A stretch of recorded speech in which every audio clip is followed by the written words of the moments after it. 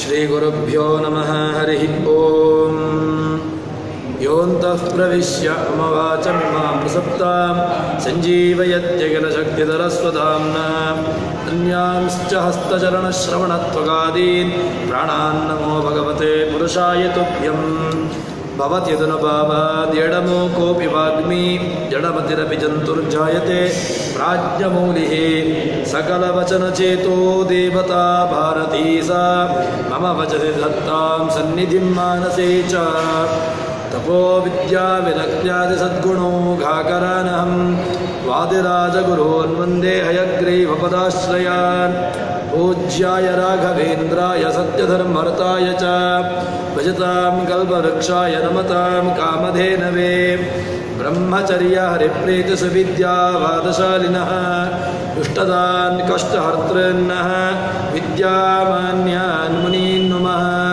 ಶ್ರೀಗುರುಭ್ಯೋ ನಮಃ ಶ್ರೀವೇದಾಂತಮಹಾಚಲಂ ಹಿ ಪರಿತಃ ಸಂಯೋಜ್ಯ ಸೂತ್ರಾಹಿಪಂ ಸದ್ವಾತಾಗಮಪೋಷಿತಾತ್ಮಹೃದಯಂ ತತ್ಪೂರ್ವಪಕ್ಷಾಸುರೈಃ ಸಿದ್ಧಾಂತೋಕ್ತಿಸುರೈಶ್ವರೈಶ್ಚ ಮದಿತೋ ಯಕೃಷ್ಣದುಗ್ಧಾಂಬುಧಿಃ ಸ್ವೀಯಾನಾಂ ಅಮೃತಂ ಪ್ರಯಚ್ಛತಿ ಸಮಾಂ ಪಾಯಾದ್ಗುಣೋದ್ಯನ್ಮಣಿಃ ಶ್ರೀಗುರುಭ್ಯೋ ನಮಃ ಹರಿ ಓಂ. ಭಗವಂತ ಆ ಗೋವರ್ಧನ ಬೆಟ್ಟವನ್ನು ಎತ್ತಿದ್ದಾನೆ. ಇಂದ್ರ ತನ್ನ ಯಥಾ ಅಹಂಕಾರದಿಂದಾಗಿ ಸೊಂಡಿಲಿನ ಆಕಾರದಂತೆ ಆ ನೀರನ್ನು ಆ ವರುಣನಿಗೆ ಆದೇಶ ಮಾಡಿದ್ದಾನೆ. ಸೊಂಡಿಲಿನ ಆಕಾರದಂತಿರತಕ್ಕಂತಹ ನೀರುಗಳನ್ನು ಅಲ್ಲೇ ಹರಿಸಬೇಕು ಎಂಬುದಾಗಿ ಆ ಇಂದ್ರನ ಆಜ್ಞೆಯನ್ನು ಅನುಸರಿಸಿಕೊಂಡು ಪೂರ್ಣ ಗರ್ವಿಷ್ಠನಾಗಿ ತಾನು ಆ ಗೋಕುಲದಲ್ಲಿರತಕ್ಕಂತಹ ಗೋವುಗಳಿಗೆ ಗೋಪಾಲಕರಿಗೆ ಎಲ್ಲ ರೀತಿಯಾಗಿರತಕ್ಕಂತಹ ಆ ಹಿಂಸೆಯನ್ನು ನಷ್ಟವನ್ನು ಮಾಡಬೇಕು ಅಂತ ಹೇಳಿಕೊಂಡು ಈ ರೀತಿಯಾಗಿ ಆಜ್ಞೆಯನ್ನು ಮಾಡಿದ್ದಾನೆ.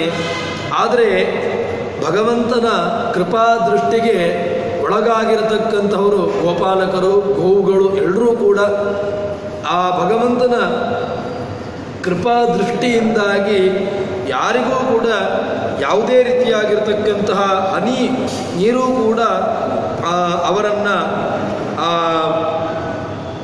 ಮುಟ್ಟುವಂತಹ ಪ್ರಯತ್ನದಲ್ಲಿಯೂ ಕೂಡ ಇರಲಿಲ್ಲ. ಹೀಗೆ ಇರುವಾಗ ಆ ಭಗವಂತ ಎತ್ತಿರತಕ್ಕಂತಹ ಬೆಟ್ಟ ಅದು ಹೇಗಿತ್ತು ಅಂತ ಕೇಳಿದರೆ ಅದನ್ನು ಹೇಳ್ತಾರೆ. ಸುವರ್ಣ ಶಿಖರದಂತಿರತಕ್ಕಂಥವುಗಳು, ಆ ಮೇರುವಿನ ತುದಿಯಂತೆ ಚಿನ್ನದಿಂದ ಕೂಡಿರತಕ್ಕಂತಹದ್ದು, ಹೀಗೆ ಎಲ್ಲವೂ ಕೂಡ ಅದ್ಭುತವಾಗಿತ್ತು ಅಂತ ಹೇಳಿಕೊಂಡು ಹೇಳಿದ ನಂತರ ಭಗವಂತ ಇದನ್ನು ರಾಜರು ಒಂದು ವರ್ಣನೆಯನ್ನು ಮಾಡ್ತಾರೆ.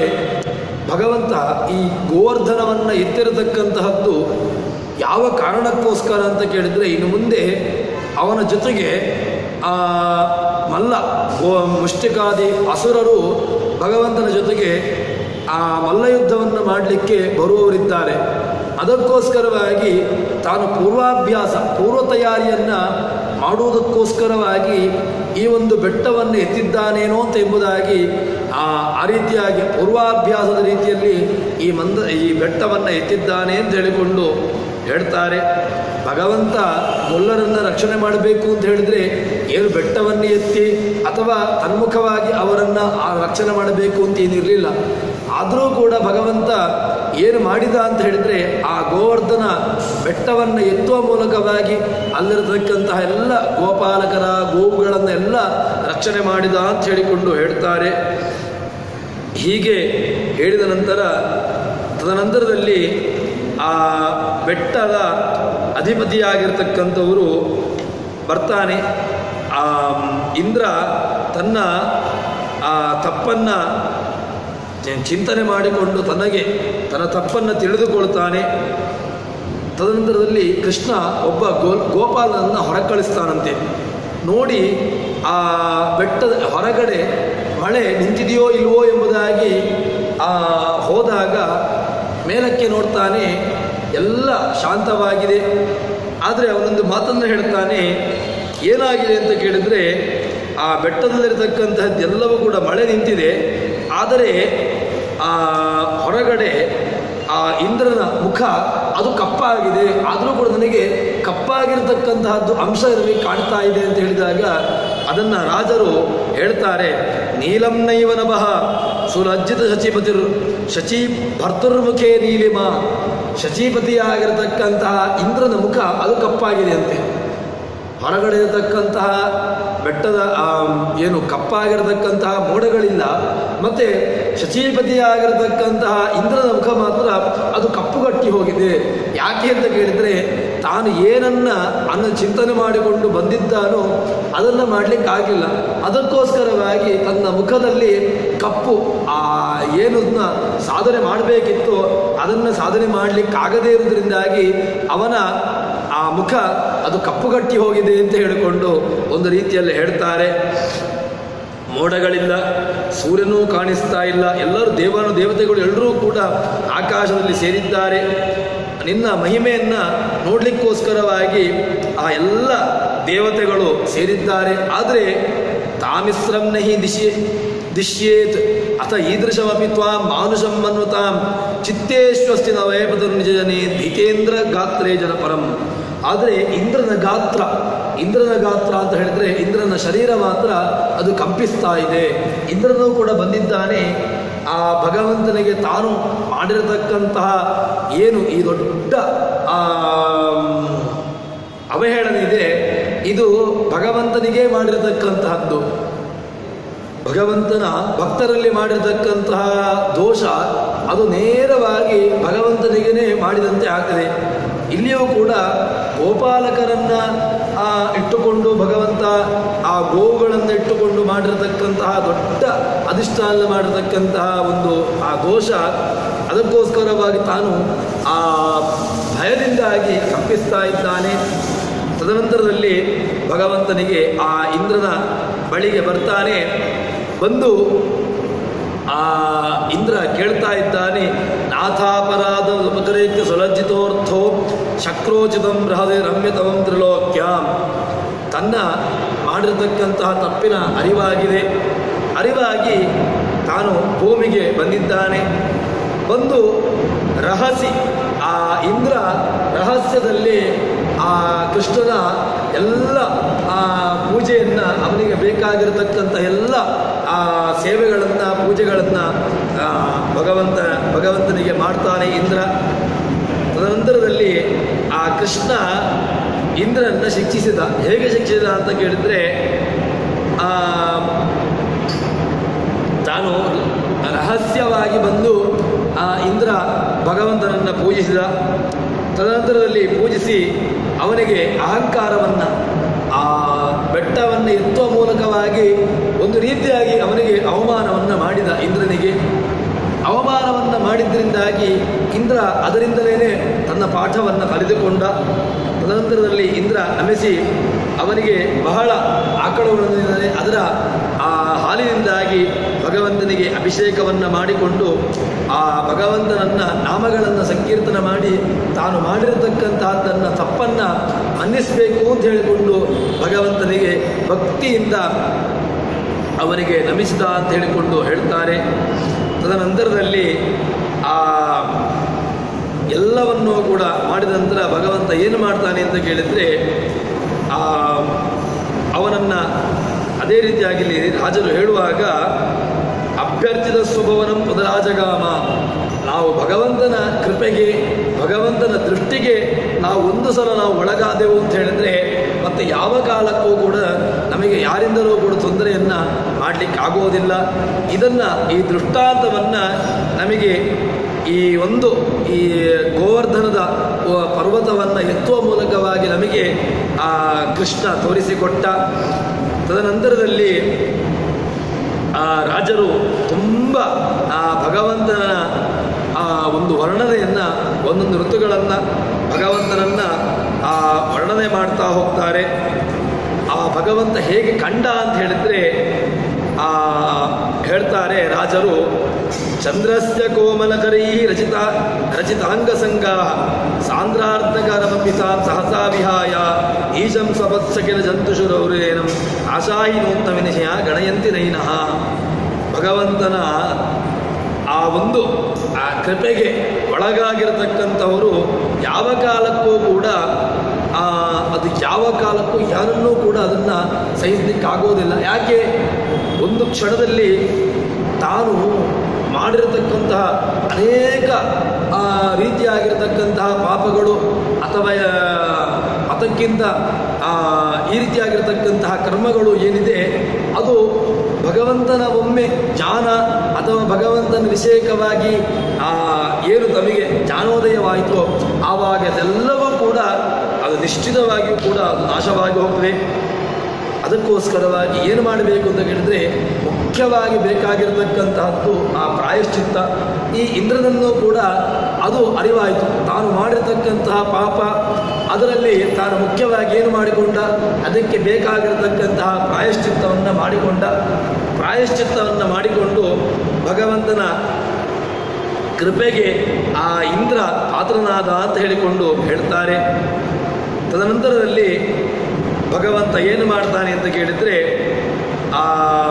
ಅನೇಕ ರೀತಿಯಾಗಿರ್ತಕ್ಕಂತಹ ಗೋಪಿಕೆಯರು ಅದೇ ರೀತಿಯಾಗಿ ಅವರು ಮಾಡಿರತಕ್ಕಂತಹ ಸೇವೆ ಅದು ಹೇಗಿತ್ತು ಅಂತ ಕೇಳಿದರೆ ಕೇವಲ ಅವರ ಸ್ವಇಚ್ಛೆಯಿಂದಾಗಿ ಸ್ವಇಚ್ಛೆಗೋಸ್ಕರವಾಗಿ ತಮಗೆ ಯಾವುದೋ ಒಂದು ಕ್ಷುದ್ರವಾಗಿರತಕ್ಕಂತಹ ಕಾಮನೆಯನ್ನು ಈ ಕೃಷ್ಣನ ಮೂಲಕವಾಗಿ ಪೂರೈಸಿಕೊಳ್ಳಬೇಕು ಎಂಬಂತಹ ಒಂದು ಕ್ಷುದ್ರವಾಗಿರತಕ್ಕಂತಹ ಕಾಮನೆ ಉಳ್ಳವರಲ್ಲೂ ಆ ಗೋಪಿಕೆಯರಲ್ಲ.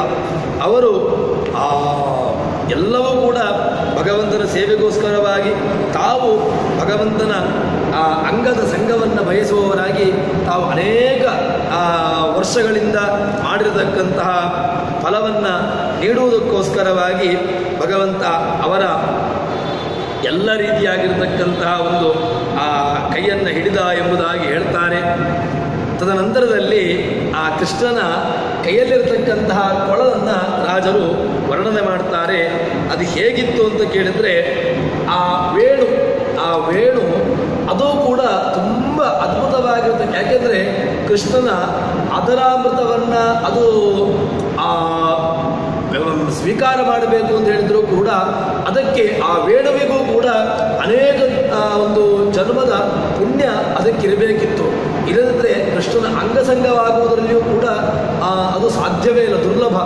ಈ ವೇಣುವಿಗೆ ಭಗವಂತನ ಅದರದ ಸಂಗ್ರಹ ಆಗಿದೆ ಅಂತ ಹೇಳಿದರೆ ಅದು ಅನೇಕ ಜನ್ಮದ ಸುಕೃತ ಎಂಬುದಾಗಿ ಇದನ್ನು ರಾಜರು ಹೇಳ್ತಾರೆ. ಹೃದ್ಯಂ ಹೃದ್ಯನುರಂಜಯನ್ ಸಮಯಸ ಸಂಹರ್ಷಯನ್ ಕರ್ಷಯನ್ ಗೋಪಸ್ತ್ರೀ ಹೃದಯಂ ಪಶೂನ್ ಋಷಿಗಣ ನಿಶ್ಚೇಷ್ಟಯನ್ ಸ್ಪಷ್ಟಯನ್ ಹೇಳ್ತಾರೆ. ಆ ಭಗವಂತನ ಆ ವೇಣು ಆ ನಾದ ಅದು ಹೇಗಿತ್ತು ಅಂತ ಕೇಳಿದರೆ ಎಲ್ಲ ಗೋಪಿಕೆಯರ ಮನಸ್ಸನ್ನು, ಅದೇ ರೀತಿಯಾಗಿ ಋಷಿಗಳ ಮನಸ್ಸನ್ನು, ಅದೇ ರೀತಿಯಾಗಿ ಅಲ್ಲಿರತಕ್ಕಂತಹ ಏನು ಆ ಪ್ರಾಣಿಗಳು ಆ ಎಲ್ಲವೂ ಕೂಡ ಆ ಭಗವಂತನ ವೇಣುವಿನ ನಾದದಲ್ಲಿ ತಮ್ಮನ್ನು ತಾವೇ ಅವು ಬರೆದುಕೊಂಡು ಆ ಭಗವಂತನ ಕೊಳಲ ನಾದಕ್ಕೆ ಅವುಗಳು ತಮ್ಮನ್ನು ಕೂಡಿಕೊಂಡವು ಎಂಬುದಾಗಿ ಹೇಳ್ತಾರೆ. ಹೀಗೆ ಹೇಳಿದಾಗ ಆ ಭಗವಂತನ ಬಾಯಿಯಲ್ಲಿಟ್ಟು ಭದ್ರಂ ನಿಗೂಹ್ಯ ಮುರಳಿಚ್ಯುಜಂಬೆ ಸದ್ವಂಶಜಾತನಾಸಿ ಕಸ್ಯ ಪಕ್ಷಃ. ಆ ಭಗವಂತ ತನ್ನ ತುಟಿಗೆ ಆ ವೇಣುವನ್ನು ಇಟ್ಟು ಅದರಲ್ಲಿ ಅದ್ಭುತವಾಗಿರ್ತಕ್ಕಂತಹ ಗಾಯನವನ್ನು ಮಾಡ್ತಾ ಇದ್ದಂತೆ. ಯಾಕೆ ಅಂತ ಕೇಳಿದ್ರೆ ಆ ವಂಶ, ಅದಕ್ಕೆ ಬಿದಿರಿಗೆ ವಂಶ ಅಂತ ಒಂದು ಹೆಸರನ್ನು ಹೇಳ್ತಾರೆ. ಈ ಎರಡೂ ಕೂಡ ಗೋಪಿಕೆಯರಿಗೆ ಅದೇ ರೀತಿಯಾಗಿ ಈ ಬಿದಿರಿಗೆ ಎರಡನ್ನೂ ಕೂಡ ಒಂದೇ ರೀತಿಯಲ್ಲಿ ಇದನ್ನು ಕೂಡಿಸ್ತಾರೆ. ಇದು ಎರಡೂ ಕೂಡ ಒಂದೇ ಸದ್ವಂಶ ಜಾತಃ ಅಂತ, ಒಳ್ಳೆಯ ವಂಶದಲ್ಲಿ ಹುಟ್ಟಿರತಕ್ಕಂತಹದ್ದು ಬಿದಿರು. ಅದೇ ರೀತಿಯಾಗಿ ಒಳ್ಳೆಯ ವಂಶದಲ್ಲಿ ಹುಟ್ಟಿರತಕ್ಕಂಥವರು ಆ ಗೋಪಿಕೆಯರು. ಅವರ ಸಂಘ ಕೃಷ್ಣನಿಗೆ ಆಯಿತು ಅಂತ ಹೇಳಿದರೆ ಅವರೂ ಕೂಡ ತಾವು ಒಳ್ಳೆಯ ವಂಶದಲ್ಲಿ ಹುಟ್ಟಿರತಕ್ಕಂಥವರು ಎಂಬುದನ್ನು ಹೇಳ್ತಾರೆ. ತದನಂತರದಲ್ಲಿ ರಾಜರು ಕೃಷ್ಣನ ಅನೇಕ ಭಗವಂತನ ಸರ್ವೋತ್ತಮತ್ವವನ್ನು, ಭಗವಂತ ಯಾವುದೇ ರೀತಿಯಾಗಿರತಕ್ಕಂತಹ ಯಾರ ವ್ಯವಸ್ಥೆಗೂಡು ನಿಲುಕುದವ ಎಂಬಂತಹ ಒಂದಷ್ಟು ಶ್ಲೋಕಗಳ ಮೂಲಕವಾಗಿ ಭಗವಂತನನ್ನು ವರ್ಣನೆ ಮಾಡ್ತಾರೆ. ಅದು ಹೇಗಿದ್ದ ಅಂತ ಕೇಳಿದರೆ ಭಗವಂತ ಅಪರವಶಮಪೀಶಂ ಸ್ವಾನುರಕ್ತಂ ವಿಧತ್ತೆ ಅಂತ ರಾಜರು ಆ ಭಗವಂತನನ್ನು ಹೇಳ್ತಾ ಇದ್ದಾರೆ. ಏನು ಅಂತ ಕೇಳಿದ್ರೆ ಅಪರ ವಶಂ ಅಪೀಶಂ, ಭಗವಂತ ಯಾರ ವಶಕ್ಕೂ ಕೂಡ ನಿಲುಕುದವ. ಮತ್ತು ಈ ಗೋಪಿಕೆಯರು ನನ್ನ ವಶನಾದ ಅಂತ ಹೇಳಿಕೊಂಡು ಯೋಚನೆ ಮಾಡ್ತಾ ಇದ್ದಾರೆ ಅಂತ ಹೇಳಿದರೆ ಈ ಒಂದು ರಾಜರ ಮಾತಿನಿಂದಾಗಿ ಯಾರ ವಶಕ್ಕೂ ಭಗವಂತ ಸಿಕ್ಕಿಲ್ಲ ಎಂಬುದನ್ನು ನಮಗೆ ರಾಜರು ನಮಗೆ ತಿಳಿಸಿಕೊಡ್ತಾರೆ. ಯಾಕೆಂತ ಹೇಳಿದರೆ ಭಗವಂತ ಯಾರಿಗೆ ಸಿಲುಕ್ತಾನೆ ಅಂತ ಹೇಳಿದರೆ ಕೇವಲ ಲಕ್ಷ್ಮೀದೇವಿಗೆ ಸಿಲುಕ್ತಾನೆ ಹೊರತು ಅವರನ್ನು ಬಿಟ್ಟು ಬೇರೆ ಇನ್ಯಾರಿಗೂ ಕೂಡ ಭಗವಂತ ವಶನಾಗಲಿಕ್ಕೆ ಸಾಧ್ಯವೇ ಇಲ್ಲ ಎಂಬುದನ್ನು ರಾಜರು ನಮಗೆ ಹೇಳ್ತಾರೆ. ಆ ಭಗವಂತ ಕೃಷ್ಣನ ಆ ವೇಣುನಾದ ಅದು ಹೇಗಿತ್ತು ಅಂತ ಕೇಳಿದರೆ ಆ ಕೊಳಲು ತನ್ನ ಆ ಗೋಪಿಕೆಯರಿಗೆ ಅದೇ ರೀತಿಯಾಗಿ ಅಲ್ಲಿರತಕ್ಕಂಥವೆಲ್ಲರಿಗೂ ಕೂಡ ಒಳ್ಳೆಯ ರೀತಿಯಾಗಿರ್ತಕ್ಕಂತಹ ಯದುನಾಥ ಶ್ರಾವಿತ ಅನೇಕ ಗೀತ, ಅನೇಕ ರೀತಿಯಾಗಿರ್ತಕ್ಕಂತಹ ಗಾಯನವನ್ನು ಭಗವಂತ ಮಾಡಿ ತದನಂತರದಲ್ಲಿ ಏನು ಮಾಡಿದ ಅಂತ ಹೇಳಿದರೆ ಕರದತ ಕರವೇಣು ಕಾಮಿನಿ ಕಾಮಧೇನು ಅಂತ ತನ್ನ ಕೇವಲ ಆ ಒಂದು ಮಾತಿನ ಮೂಲಕವಾಗಿ ಎಲ್ಲರ ಆ ಭಕ್ತರ ಬೇಕಾಗಿರತಕ್ಕಂತಹ ಇಷ್ಟವನ್ನು ಭಗವಂತ ಪೂರೈಸಿದ. ಅವನನ್ನು ಗೋಪಿಕೆಯರು ಕೇಳುವುದಕ್ಕಿಂತ ಮೊದಲೇನೆ ಭಗವಂತ ಆ ಎಲ್ಲ ಇಚ್ಛೆಗಳನ್ನು ಈಡೇರಿಕೆಗಳನ್ನು ಭಗವಂತ ನೀಡ್ತಾ ಇದ್ದ.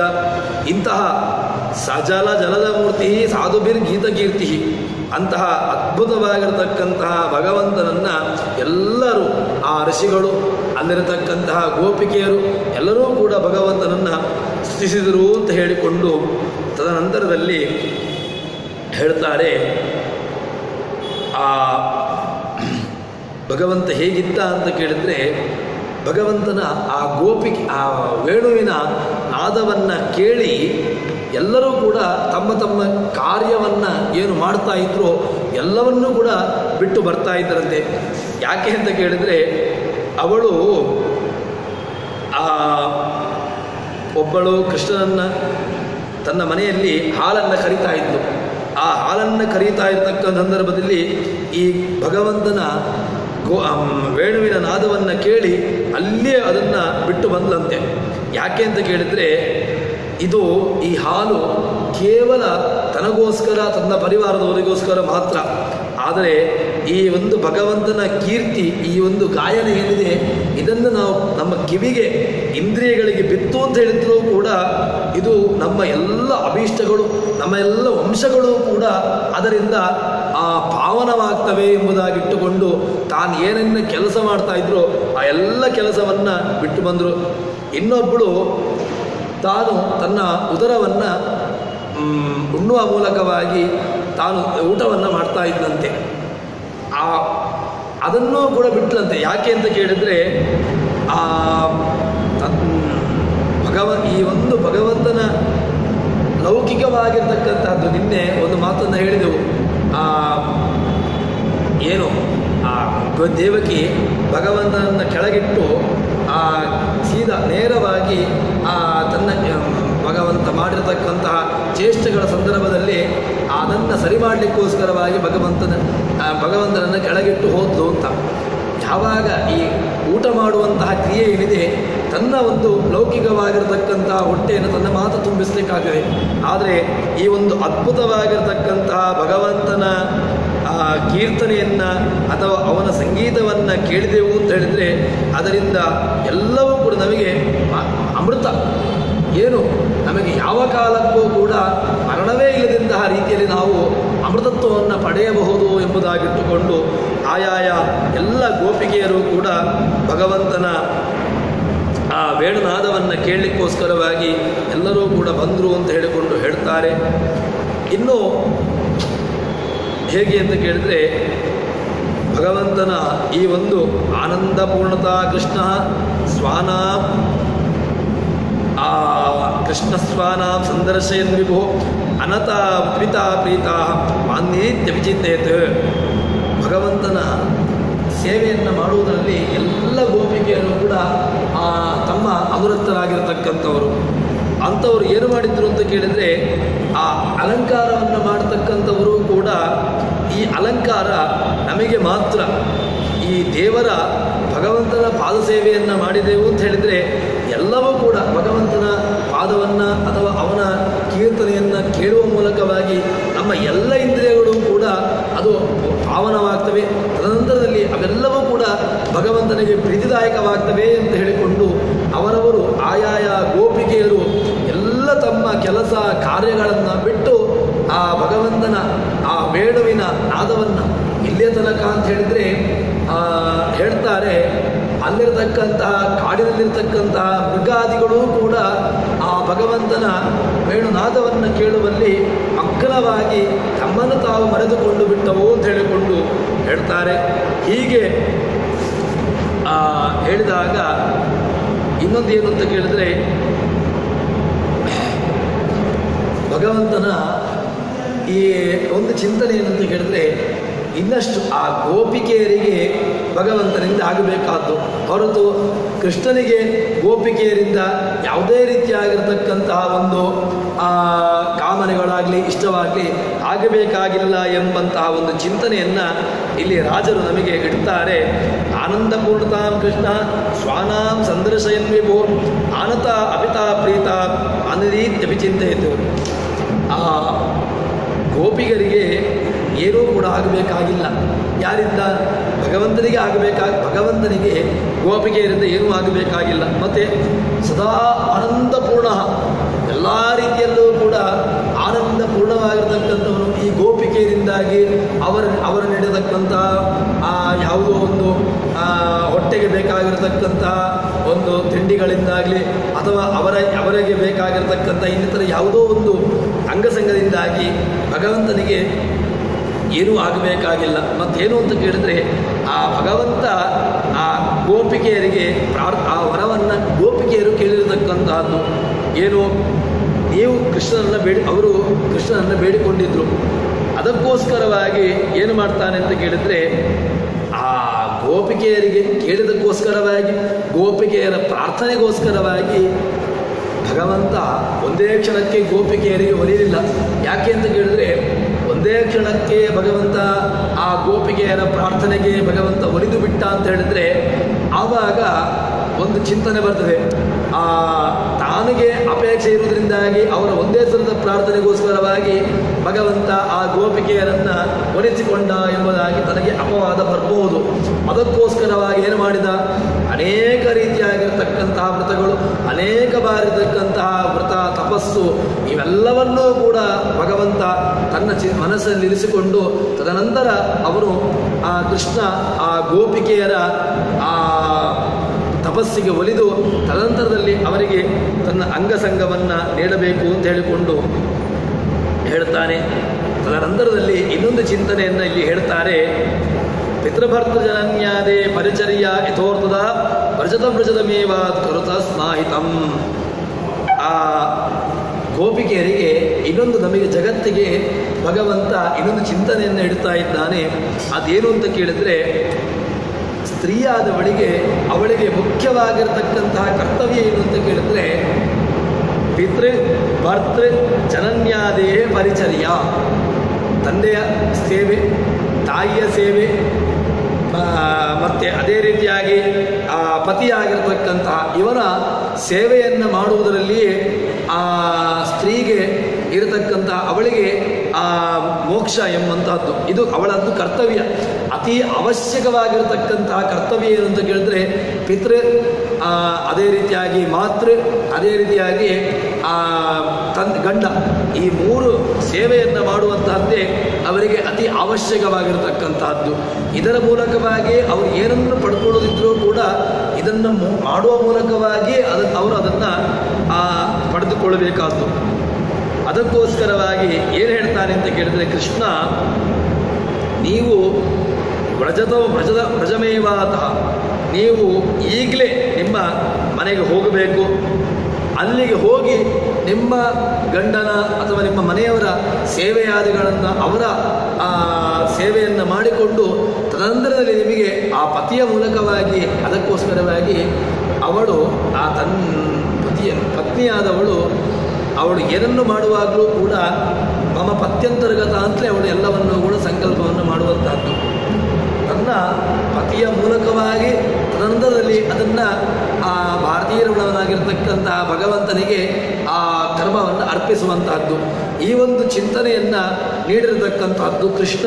ನಮಗೆ ಅದನ್ನು ತಿಳಿಸಿದಕ್ಕಂಥವರು ರಾಜರು. ಹೀಗೆ ನನಗೆ ಮೂಲಕವಾಗಿ ಯಾರ ಮೂಲಕವಾಗಿ ನಾವು ಕರ್ಮವನ್ನು ಅರ್ಪಿಸಬೇಕು, ಯಾವ ರೀತಿಯಾಗಿ ಕರ್ಮವನ್ನು ಮಾಡಬೇಕು ಎಂಬಂತಹ ಒಂದು ಚಿಂತನೆಯನ್ನು ರಾಜರು ನಮಗೆ ಈ ಗೋಪಿಕೆಯರ ಮೂಲಕವಾಗಿ ಇಡೀ ಜಗತ್ತಿಗೆ ಅದನ್ನು ಸಾದರಪಡಿಸ್ತಾ ಇದ್ದಾರೆ. ತದನಂತರದಲ್ಲಿ ಹೇಳ್ತಾರೆ, ಯದೀಶ ತೇಜ ಹಿತಮೇವ ಕಾರ್ಯಂ ತದಾಂಗನಾಜ್ಞಾಪಯ ಗಂತುಮಸ್ಮಾನ್ ವಿಯೋಗದಗ್ಧೈರ್ ಬದನಾಶ್ಚರ್ಯರಿ ದುಹೀನತಾಂ ಪ್ರೇತಮಹೀಂ ವಿದೇಹಿ. ಹೇಳ್ತಾರೆ, ಅವರಿಗೆ ಯಾರಿಗೆ ಆ ಗೋಪಿಕೆಯರಿಗೆ ಒಳಿತಾಗಬೇಕು, ಅವರಿಗೆ ಕ್ಷೇಮವಾಗಬೇಕು ಅಂತ ಹೇಳಿಕೊಂಡು ಇಲ್ಲಿಂದ ಹೋಗಿ ನೀನು ಅವರನ್ನು ಕಳಿಸ್ತಾ ಇದ್ದೀಯ, ಇದರಿಂದ ಅವರಿಗೆ ಕ್ಷೇಮವಾಗೋದಿಲ್ಲ ಅಂತ ಹೇಳ್ತಾರೆ. ಯಾಕೆ ಅಂತ ಕೇಳಿದರೆ, ಒಂದು ವೇಳೆ ನಾವೀಗ ಇಲ್ಲಿಂದ ಹೋದೆವು ಅಂತ ಹೇಳಿದ್ರೆ ನಮಗೆ ನಿನ್ನ ವಿಯೋಗ, ನಿನ್ನನ್ನು ಬಿಟ್ಟು ಹೋಗಬೇಕಾದಂತಹ ಒಂದು ಸ್ಥಿತಿ ನಮಗೆ ಒದಗಿ ಬರ್ತದೆ. ಅದಕ್ಕೋಸ್ಕರವಾಗಿ ನಿನ್ನನ್ನು ಬಿಟ್ಟಿರತಕ್ಕಂತಹ ಅಗಲುವಿಕೆ ಎಂಬಂತಹದ್ದು ನಮಗೆ ತುಂಬ ನಮ್ಮನ್ನು ಅದು ಪರಿತಾಪವನ್ನು ಅದು ನಮ್ಮನ್ನು ಕಾಡ್ತದೆ. ಅದಕ್ಕೋಸ್ಕರವಾಗಿ ನಾವು ನಿಮ್ಮನ್ನು ಯಾವ ಕಾಲಕ್ಕೂ ಕೂಡ ನಾವು ನಿಮ್ಮನ್ನು ಬಿಡೋದಿಲ್ಲ ಎಂಬುದಾಗಿ ಅವರು ಹೇಳ್ತಾರೆ. ಒಂದು ವೇಳೆ ನಾವು ನಿಮ್ಮನ್ನು ಬಿಟ್ಟು ಹೋದೆವು ಅಂತ ಹೇಳಿದರೆ ಆವಾಗ ಪೂರ್ಣವಾಗಿ ಆ ವ್ರಜ ಏನಿದೆ ಅದು ಒಂದು ಕೇಳೆ ಮರಣ ಅಂತನಿಸಿಕೊಂಡು ಬಿಡಬೇಕಾಗಿದೆ. ಯಾಕೆ? ಭಗವಂತನನ್ನು ಬಿಟ್ಟು ಅವರಿಗೆ ಸ್ವತಂತ್ರವಾಗಿ ಅಸ್ತಿತ್ವವನ್ನು ಆ ಯಾವ ಗೋಪಿಕೆಯರು ಕೂಡ ಕಲ್ಪವನ್ನು ಮಾಡಿಯೇ ಇಲ್ಲ. ನಮಗೆ ಅಸ್ತಿತ್ವ ಅಂತ ಹೇಳಿದ್ರೆ ಯಾರು ಅಂತ ಹೇಳಿದ್ರೆ ಭಗವಂತ ಜೊತೆಗಿದ್ದರೆ ಮಾತ್ರ ಅವರಿಗೊಂದು ಅಸ್ತಿತ್ವ ಅಂತ ಅವರು ತಾವು ಕಲ್ಪಿಸಿರತಕ್ಕಂಥದ್ದು. ಅದಕ್ಕೋಸ್ಕರವಾಗಿ ನಾವು ನಿಮ್ಮನ್ನು ಬಿಟ್ಟು ಯಾವ ಕಾಲಕ್ಕೂ ಕೂಡ ಹೋಗೋದಿಲ್ಲ. ಮತ್ತು ಆ ನೆಮ್ಮದಿಯಿಂದ ಇರಬೇಕು ಅಂತ ಹೇಳಿದರೆ ನಮ್ಮನ್ನು ಕಳಿಸಬೇಡ ಅಂತ ಹೇಳಿಕೊಂಡು ಆ ಗೋಪಿಕೆಯರು ಪ್ರಾರ್ಥನೆಯನ್ನು ಮಾಡ್ತಾರೆ. ಹೀಗೆ ಪ್ರಾರ್ಥನೆಯನ್ನು ಮಾಡಿದಾಗ ಕೃಷ್ಣ ಅವರಿಗೆ ಒಂದಷ್ಟು ಹಿತನುಡಿಗಳನ್ನು ಹೇಳ್ತಾನಂತೆ. ಅದೇನು ಅಂತ ಕೇಳಿದ್ರೆ, ಪತ್ಯಾದಿ ಸೇವಾಭಿ ಭವತ್ಪ್ರಸಾದ ಪ್ರಾಪ್ತ್ಯರ್ಥಮೇವೇತಿ ವದಂತಿ ಸಂತಹ ತ್ವತ್ಪಾದಮೂಲಂ ವಿಧಿನೋಪನೀತ ಕಸ್ಮಾನ್ ಮುದಾ ಜ್ಞಾಪಯಸೀಶ ಗಂತುಂ. ನೀನೀಗ ಹೇಳಿದಿ ಏನು ಅಂತ ಕೇಳಿದ್ರೆ, ಪತ್ಯಾದಿಗಳ ಮೂಲಕವಾಗಿ ನಾವು ಸೇವೆಯನ್ನು ಮಾಡಬೇಕು ಅಂತ. ಪತಿ ಅದೇ ರೀತಿಯಾಗಿ ತಂದೆ ತಾಯಿ ಹೀಗೆ ನಾವು ಸೇವೆಯನ್ನು ಮಾಡಬೇಕು ಅಂತ ನಮಗೆ ಆಜ್ಞೆಯನ್ನು ಮಾಡಿದ್ದೀವಿ. ಆದರೆ ಆ ಪತಿ ಸೇವೆಯನ್ನು ಮಾಡಿದಾಗ ಪತಿಯ ಅಂತರ್ಗತನಾಗಿರ್ತಕ್ಕಂತಹ ಭಗವಂತ ಪ್ರೀತನಾಗ್ತಾನೆ, ಹೌದು. ಆದರೆ ಏನಾಯಿತು ಅಂತ ಕೇಳಿದರೆ, ನೀನೀಗ ನಮಗೆ ನೇರವಾಗಿ ನೀವೀಗ ನಿಮ್ಮ ಬುಡಕ್ಕೇನೆ ನೀನೇ ನಮಗೆ ಗತಿ ಅಂತ ಹೇಳಿಕೊಂಡು ನಾವು ನಿಮ್ಮನ್ನು ಆಶ್ರಯಿಸಿ ಆಗಿದೆ, ನೀನೇ ನಮಗೆ ಗತಿ. ಅವರ ಮೂಲಕವಾಗಿ ಹೋದರೂ ಕೂಡ ನೀನೇ ದೊರಕುವುದು ಅಂತ ಆದರೆ ನೇರವಾಗಿ ನಿಮ್ಮನ್ನೇ ನಾವು ಬಯಸ್ಬೋದಲ್ವಾ ಅಂತ ಹೇಳಿದ್ರೆ, ಅದಕ್ಕೆ ಕೃಷ್ಣ ಹೇಳ್ತಾನೆ, ನಿಮಗೆ ಫಲ ಸಿಕ್ಕಿದ್ದು ಹೌದು, ಆದರೆ ಹೇಗೆ ನಿಮಗೆ ಮಾರ್ಗ ಯಾವುದು ಅಂತ ಕೇಳಿದರೆ ಅದನ್ನು ಮಾರ್ಗ ಅತಿ ಅವಶ್ಯಕವಾಗಿರ್ತಕ್ಕಂತಹದ್ದು ಎಂಬುದನ್ನು ಕೃಷ್ಣ ನಮಗೆ ತಿಳಿಸ್ತಾ ಇದ್ದಾನೆ. ಅದಕ್ಕೋಸ್ಕರವಾಗಿ ನಾವು ನೇರವಾಗಿ ಅವರ ಕಡೆಗೇ ಬಂದಿರುವಾಗ, ಭಗವಂತನ ಕಡೆಗೆ ನಾವು ಹೋಗಿರುವಾಗ ಮತ್ತೆ ಪುನಃ ಭಗವಂತ ಏನು ಮಾಡ್ತಾ ಇದ್ದಾರೆ, ನೀವು ಮತ್ತೆ ಪುನಃ ಸಂಸಾರದ ಕಡೆಗೆ ಹೋಗು ಅಂತ ಹೇಳಿದರೆ ಅದು ತಪ್ಪಾಗ್ತದಲ್ವಾ ಅಂತ ಹೇಳಿದರೆ, ಸಂಸಾರದಿಂದಾಗಿ ವಿಮುಖರಾಗಿರ್ತಕ್ಕಂಥವರು ಆ ಗೋಪಿಕೆಯರು. ಮತ್ತೆ ಪುನಃ ಕೃಷ್ಣ ನೀವು ಆ ಮೂಲಕವಾಗಿ ಆ ಮಾರ್ಗದ ಮೂಲಕವಾಗಿ ಬನ್ನಿ ಅಂತ ಹೇಳಿದ್ರೆ, ವೇದವ್ಯಾಸರು ಸೂತ್ರದಲ್ಲಿ ರಚ ಪುನರಾವರ್ತದೆ ಅಂತ ಹೇಳಿಕೊಂಡು ಎಲ್ಲ ಸೂತ್ರವನ್ನು ಹೇಳಿದ ಮೇಲೆ, ಸೂತ್ರದ ಮೂಲಕವಾಗಿ ಯಾರು ಅಧ್ಯಯನವನ್ನು ಮಾಡಿ ಭಗವಂತನನ್ನು ಉಪನಿಷತ್ತುಗಳನ್ನು ಯಾರು ಅಧ್ಯಯನ ಮಾಡಿರ್ತಾರೋ ಅವರಿಗೆ ಮತ್ತೆ ಪುನಃ ಉಪನಿಷತ್ತುಗಳ ಮೂಲಕವಾಗಿ ಭಗವಂತ ದೊರಕಿದ ಮೇಲೆ ಮತ್ತೆ ಪುನಃ ಅವರನ್ನು ಆ ಮಾರ್ಗದಲ್ಲಿ ನಾವು ಕಳಿಸುವಂತಹ ಪ್ರಯತ್ನವನ್ನು ಮಾಡಬಾರದು. ಅದಕ್ಕೋಸ್ಕರವಾಗಿ ಆ ಗೋಪಿಕೆಯರು ಕೃಷ್ಣನಿಗೆ ಹೇಳ್ತಾ ಇದ್ದಾರೆ, ನಾವು ಈ ರೀತಿಯಾಗಿ ಮತ್ತೆ ಪುನಃ ಹೋಗೋದಿಲ್ಲ ಅಂತ ಎಂಬುದಾಗಿ ಹೇಳ್ತಾರೆ. ಇನ್ನು ಮತ್ತೆ ಪುನಃ ಗೋಪಿಕೆಯರು ಕೃಷ್ಣನ ಬಳಿ ಪ್ರಾರ್ಥನೆಯನ್ನು ಮಾಡ್ತಾರೆ. ನಾನಾಯೋನಿಷು ಸಂಭವೇ ಸತಿಗತಿ ಶ್ರೀನಾಥನೋ ಮಾತೃತ ಮಾನ್ಯತ್ವಂ ಪಿತೃತಾಂ ಪ್ರಿಯತ್ವಂ ಅಂಗಮಸತಂ ಕುರ್ಮೋರ್ಚನಂ. ಆ ಗೋಪಿಕೆಯರು ತುಂಬ ಒಂದು ಎತ್ತರದ ಮಾತನ್ನು ಹೇಳ್ತಾರೆ. ಏನು ಅಂತ ಕೇಳಿದರೆ, ನಾವು ಅನೇಕ ಜನ್ಮವನ್ನು ಎತ್ತಿಕೊಂಡು ಬಂದಿದ್ದೇವೆ. ಯಾವುದು ಅಂತ ಕೇಳಿದರೆ,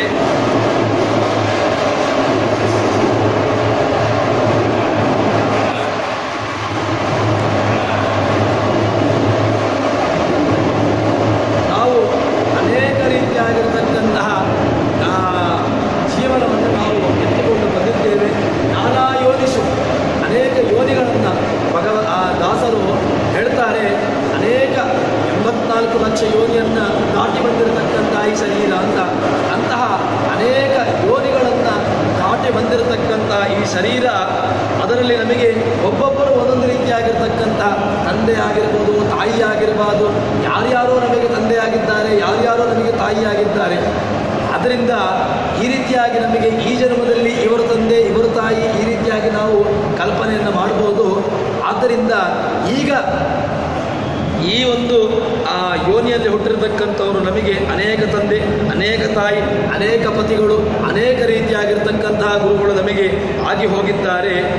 ಆದ್ದರಿಂದ ನಾವು ಆ ಗೋಪಿಕೆಯರು ಕೇಳ್ತಾರೆ, ನಾವು ಯಾವ ಜನ್ಮದಲ್ಲಿ ಆಗಿರ್ತಕ್ಕಂಥ ತಂದೆಯನ್ನು, ಯಾವ ಜನ್ಮದಲ್ಲಿ ಆಗಿರ್ತಕ್ಕಂತಹ ತಾಯಿಯನ್ನು ನಾವು ಅವರನ್ನು ಸೇವೆ ಮಾಡಬೇಕು. ಭಾಗವತದಲ್ಲಿ ಒಂದು ಮಾತು ಬರ್ತದೆ, ಏನು ಅಂತ ಕೇಳಿದ್ರೆ, ಒಬ್ಬ ಜೀವನನ್ನು ಕರೆದುಕೊಂಡು ಬಂದು ಈ ಮತ್ತೆ ಪುನಃ ಹೋಗು ಅಂತ ಹೇಳಿದಾಗ, ನಾನು ಮತ್ತೆ ಪುನಃ ಈ ಜನ್ಮವನ್ನು ಹೊಂದೋದಿಲ್ಲ ಅಂತ ಆ ಜೀವರಾಶಿ ಹೇಳಿದ ಹಾಗೇನೆ, ಈಗ ನಮಗೆ ಅನೇಕ ಜನ್ಮದಲ್ಲಿ ಆಗಿರ್ತಕ್ಕಂಥ ತಂದೆ ತಾಯಿಗಳು ಇರುವಾಗ ಯಾವ ತಂದೆ ತಾಯಿಗಳನ್ನು ನಾವು ಸೇವೆ ಮಾಡಬೇಕು? ಚೇತನ ಒಬ್ಬನೇ, ಆ ಅನೇಕ ರೀತಿಯಾಗಿರ್ತಕ್ಕಂಥದ್ದಿರುವಾಗ ಯಾವ ಪತಿಯ ಸೇವೆಯನ್ನು, ಯಾವ ಪಿತೃವನ ಸೇವೆಯನ್ನು ಮಾಡಬೇಕು ಅಂತ ಹೇಳಿಕೊಂಡು ಅದಕ್ಕೆ ಹೇಳಿದಾಗ, ಈಗ ಹೇಳ್ತಾರೆ, ನೀವೀಗ ಪ್ರಕೃತ ನಮಗೆ ಪಿತ್ರಾದಿ ಚೇತನರು ಅನೇಕರಿದ್ದರೂ ಕೂಡ ಈಗ ನಮಗೆ ಪ್ರಕೃತದಲ್ಲಿ ಯಾರಿದ್ದಾರೆ ಅವರ ಸೇವೆಯನ್ನು ಮಾಡಿಕೊಂಡು ತದನಂತರದಲ್ಲಿ ಆ ಮೂಲಕವಾಗಿ ನಮಗೆ ಆ ಭಗವಂತನ ಆ ಪ್ರಾಪ್ತಿಯನ್ನು ಹೊಂದುವಂಥದ್ದು ಅತಿ ಅವಶ್ಯಕ ಅಂತ ಹೇಳ್ತಾರೆ. ತದನಂತರದಲ್ಲಿ ದೊಡ್ಡ ಚಿಂತನೆಯನ್ನು ಗೋಪಿಕೆಯರು ಹೇಳ್ತಾರೆ. ಜಗತ್ಪಿತಾ ತ್ವಂ ನಜಪಿತಾ ಕಿಮಾಸಾಂ ಜಗತ್ಪ್ರಸೂತಿರ್ ಜನನೀಕ ಕಿಮ್ನಃ. ನೀನೇ ನಮಗೆ, ಈಗ ನೀನು ಜಗತ್ತಿಗೆ ನೀನೇ ತಂದೆ ತಾಯಿ, ನೀನೇ ತಂದೆ ನೀನೇ ತಾಯಿ ಆಗಿರ್ತಕ್ಕಂಥವನು. ಆದ್ದರಿಂದ ಇನ್ನನ್ನೇ ನಾವು ಎಲ್ಲ ರೀತಿಯಾಗಿರ್ತಕ್ಕಂಥ ಸೇವೆಯನ್ನು ಮಾಡಿಕೊಂಡು ನಾವು ಹೊಂದುತ್ತೇವೆ ಅಂತ ಹೇಳಿದಾಗ ಅದಕ್ಕೆ ಹೇಳ್ತಾರೆ, ಇನ್ನೂ ನಿಮಗೆ ಬೇಕಾಗಿರ್ತಕ್ಕಂತಹ ವ್ಯವಸ್ಥೆಯನ್ನು ನಾನು ಹೇಳ್ತೇನೆ ಅಂತ ಹೇಳಿಕೊಂಡು ಕೃಷ್ಣನ ಬಳಿಯಲ್ಲಿ ಆ ಗೋಪಿಕೆಯರು ತಮ್ಮ ಮನಸ್ಸಲ್ಲಿರ್ತಕ್ಕಂತಹ ಇಚ್ಛೆಯನ್ನು ಹೇಳ್ತಾರೆ. ಇನ್ನೊಂದೇನು ಅಂತ ಕೇಳಿದರೆ, ಈಗ ಯಾರನ್ನೋ ತಂದೆ ಯಾರನ್ನೋ ತಾಯಿ ಅಂತ ಹೇಳಿಕೊಂಡು ನಾವು ಸ್ವೀಕಾರ ಮಾಡಿದೆವು ಅಂತ ಹೇಳಿದರೆ ಅದರಿಂದ ನಮಗೆ ವ್ಯಭಿಚಾರ ದೋಷವನ್ನು ಕೂಡ ಹೇಳಿದ ಹಾಗಾಗ್ತದೆ. ಯಾಕೆ ಅಂತ ಹೇಳಿದ್ರೆ, ಯಾರನ್ನು ನಾವು ಸ್ವೀಕಾರ ಮಾಡಬೇಕಿತ್ತೋ ಅವರನ್ನು ಸ್ವೀಕಾರ ಮಾಡದೆ ಯಾರನ್ನೋ ನಾವು ಸ್ವೀಕಾರ ಮಾಡಿದೆವು ಅಂತ ಹೇಳಿದರೆ ಆವಾಗ ನಮಗೆ ಅದರಿಂದ ಉಂಟಾಗತಕ್ಕಂಥದ್ದು ಪುಣ್ಯ ಅಲ್ಲ, ಮತ್ತೇನಾಗ್ತದೆ ಅಂತ ಕೇಳಿದರೆ ಅದರಿಂದ ದೋಷವೇ ನಮಗೆ ಬರುವಂತಹದ್ದು ಎಂಬುದಾಗಿ ಹೇಳ್ತಾರೆ.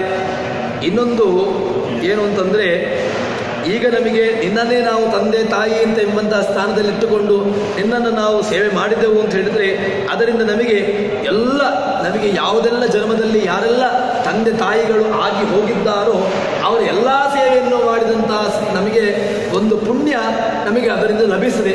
ಅದಕ್ಕೋಸ್ಕರವಾಗಿ ನಾವು ನಿನ್ನನ್ನೇ ನಾವು ಸೇವೆಯನ್ನು ಮಾಡಿಕೊಳ್ತೇವೆ ಅಂತ ಹೇಳಿಕೊಂಡು ಆ ಗೋಪಿಕೆಯರು ತಮ್ಮ ಪ್ರಾರ್ಥನೆಯನ್ನು ಇಡ್ತಾರೆ. ಇನ್ನೊಂದು ಏನು ಅಂತ ಕೇಳಿದರೆ, ಎಲ್ಲ ಭಗವಂತನನ್ನು ತಾವು ಮಾಡತಕ್ಕಂತಹ ಯಾರನ್ನೂ ಕೂಡ ನಾವು ಆ ಪ್ರಾರ್ಥನೆಯನ್ನು ಮಾಡೋದಿಲ್ಲ. ಮತ್ತು ನೀನೇ ನಮಗೆ ತಾಹ ಪತ್ಯ ಭವನೇಶ ವಿರಕ್ತ ಚಿತ್ತಾ ಶ್ರೀ ಪುಂಡರೀಕ ನಯನೇಕ್ಷಣ ಕಾರ್ಯಸಕ್ತಾ ಯಾರಣ್ಯಕೇಶು ವಿಮನಿವರ್ಗ ಇವಾತಿ ಮುಗ್ಧ ಚೇರುರು ವಿಮಗ್ಯ ಬಹುಧ ತಮರಣ್ಯಕೇಶು ಅಂತ ಹೇಳಿಕೊಂಡು ಹೇಳ್ತಾರೆ. ಯಾರೆಲ್ಲ ಯೋಗ್ಯರಿದ್ದಾರೋ ಅವರಿಗೆ ಕೇವಲ ಶಾಸ್ತ್ರ ಶ್ರವಣದಿಂದಲೇ ಅವರಿಗೆ ವಿರಾಗ ಬರ್ತದೆ. ಮತ್ತೆ ಅದರಿಂದ ವೈರಾಗ್ಯ ಬಂದಾಗ ಏನಾಯಿತು, ತದನಂತರದಲ್ಲಿ ಭಗವಂತನ ನೋಡಬೇಕು ಅಂತ ಹೇಳಿಕೊಂಡು ಕುತೂಹಲ ಅವರಲ್ಲಿ ಹುಟ್ಟುತ್ತದೆ. ತದನಂತರದಲ್ಲಿ ಆ ಭಗವಂತನನ್ನೇ ನೇರವಾಗಿ ಕಾಣ್ತಾ ಇರತಕ್ಕಂತಹ ಒಂದು ಆ ಗೋಪಿಕೆಯರು ನೇರವಾಗಿ ಭಗವಂತನನ್ನು ಕಾಣ್ತಾ ಇದ್ದಾರೆ. ಮತ್ತೆ ಪುನಃ ಅವರನ್ನು ಆ ವೈರಾಗ್ಯದಿಂದಾಗಿ ಬಿಡಿಸಿ ಮತ್ತೆ ಪುನಃ ಯಾವುದೋ ಒಂದು ಲೌಕಿಕವಾಗಿರ್ತಕ್ಕಂಥ ಆಸಕ್ತಿಯಲ್ಲಿ ಇದಾದಾಗ ಅವರಿಗೆ ಆ ಎಲ್ಲವನ್ನು ಕೂಡ ದ್ವೇಷ ಮಾಡಿದರು. ಮತ್ತೆ ಏನು ಅಂತ ಕೇಳಿದರೆ ಎಲ್ಲ ಕಡೆಗಳಲ್ಲೂ ಕೂಡ ನೇರವಾಗಿ ಭಗವಂತನನ್ನು ಹುಡುಕುವಂತಹ ಪ್ರಯತ್ನವನ್ನು ಮಾಡಿ ತದನಂತರದಲ್ಲಿ ಆ ಕೃಷ್ಣನ ದರ್ಶನವನ್ನು ಮಾಡುವಲ್ಲಿ ತಮ್ಮನ್ನು ತಾವು ತೊಡಗಿಸಿಕೊಂಡರು ಅಂತ ಹೇಳ್ತಾರೆ. ಹೀಗೆ ಆ ಸಮುದಿತ ವಿಮೋಹ ವಸ್ತಯ ಕ್ವಾಪಿ ಮುಗ್ಧ ಸಮುದ್ರ ಗಣಚಿಂತ ವಸ್ತಯ ಕ್ವಾಪಿ ಶಾಂತ ದಶಯಿತುಮಿವ ಕಾಂತಂ ಯೋಗಿ ಭೋಗೈಕ ಚಿಂತ್ಯಂ ಮಧುರವಚನ ದ್ರಾಕ್ಷಸ್ತಂ ಜಗುಸ್ತಾಂ ಪರೋಕ್ಷಂ. ಆ ಕೃಷ್ಣನ ಅವರಿಗೆ ಎಲ್ಲಿಯ ತನಕ ಆಗ್ತಾ ಇತ್ತು ಅಂತ ಹೇಳಿದ್ರೆ, ಒಂದು ಕ್ಷಣ ಭಗವಂತ ತಮ್ಮ ಕಣ್ಣಿಗೆ ಕಾಣಲಿಲ್ಲ ಅಂತ ಹೇಳಿದ್ರೆ ಏನೋ ಒಂದು ತಾವು ತಮ್ಮ ಜೀವನದಲ್ಲಿ ಕಳೆದುಕೊಂಡಿದ್ದೇವೆ ಎಂಬಂತಹ ಒಂದು ಮನಸ್ಥಿತಿಯನ್ನು ಹೊಂದಿರತಕ್ಕಂತಹ ಆ ಗೋಪಿಕೆಯರು ತಾವು ಒಮ್ಮೊಮ್ಮೆ ಮನಸ್ಸಿನ ಸ್ಥಿಮಿತವನ್ನೇ ಕಳೆದುಕೊಳ್ತಾ ಇದ್ರು. ಮತ್ತೆ ತಾವು ಏನನ್ನು ಮಾತನಾಡಬೇಕು ಆ ಮಾತುಗಳನ್ನು ಆಡಬಾರದಿರ್ತಕ್ಕಂತಹ ಮಾತುಗಳನ್ನು ತಮ್ಮ ಮಾತುಗಳನ್ನು ಆಡ್ತಾ ಇದ್ರು. ಮತ್ತೆ ಆ ಭಗವಂತ ತಮ್ಮ ಕಣ್ಣ ಎದುರುಗಡೆಗೆ ಬಂದಾಗ ಎಲ್ಲದರಲ್ಲೂ ಕೂಡ ಭಗವಂತನೇ ನನಗೆ ನೀವೇ ಗತಿ ಅಂತ ಹೇಳಿಕೊಂಡು ಆ ರೀತಿಯಾಗಿರ್ತಕ್ಕಂಥ ಒಂದು ಚಿಂತನೆಯಲ್ಲಿ ಇರತಕ್ಕಂಥವರು. ಅದಕ್ಕೋಸ್ಕರವಾಗಿ ಎಲ್ಲ ಕಾಲದಲ್ಲೂ ಕೂಡ ಕೃಷ್ಣ ಮಧುರ ವಚನ ದ್ರಾಕ್ಷಸ್ತಾಂ ಜಗುಸ್ತಾಂ ಪರೋಕ್ಷಂ, ನೀನೇ ನಮಗೆ ಕಾಣಬೇಕು ಅಂತ ಹೇಳಿಕೊಂಡು ಆ ಭಗವಂತನಲ್ಲಿ ಆ ಪ್ರಾರ್ಥನೆಯನ್ನು ಮಾಡ್ತಾ ಇರತಕ್ಕಂಥವರು ಅಂತ ಹೇಳಿಕೊಂಡು ಹೀಗೆ ಆ ರಾಜರು 6 ಸರ್ಗಗಳ ಮೂಲಕವಾಗಿ ಭಗವಂತನ ಆ ಒಂದೊಂದು ರೀತಿಯಾಗಿರತಕ್ಕಂತಹ ಒಂದೊಂದು ಚಿಂತನೆಗಳನ್ನು ನಮ್ಮ ಮುಂದೆ ಇಟ್ಟಿದ್ದಾರೆ. ಇನ್ನು ಮುಂದಿನ ಚಿಂತನೆಗಳನ್ನು ನಾಳೆ ಸೇರಿದಾಗ ನೋಡೋಣ ಅಂತ ಹೇಳುವಲ್ಲಿ ಹರಿಪ್ರಿಯತಾಂ ಶ್ರೀಕೃಷ್ಣಾರ್ಪಣಮಸ್ತು. ಯಸ್ಸರ್ವಣ ಸಂಪೂರ್ಣ ಸರ್ವದೋಷ ವಿವರ್ಜಿತ ಪ್ರಿಯತಾಂ ಪ್ರದೇವಾಲಂ ವಿಷ್ಣುರ್ಮೇ ಪರಮಸ್ವರ್ತ. ಶ್ರೀಕೃಷ್ಣಾರ್ಪಣಮಸ್ತು.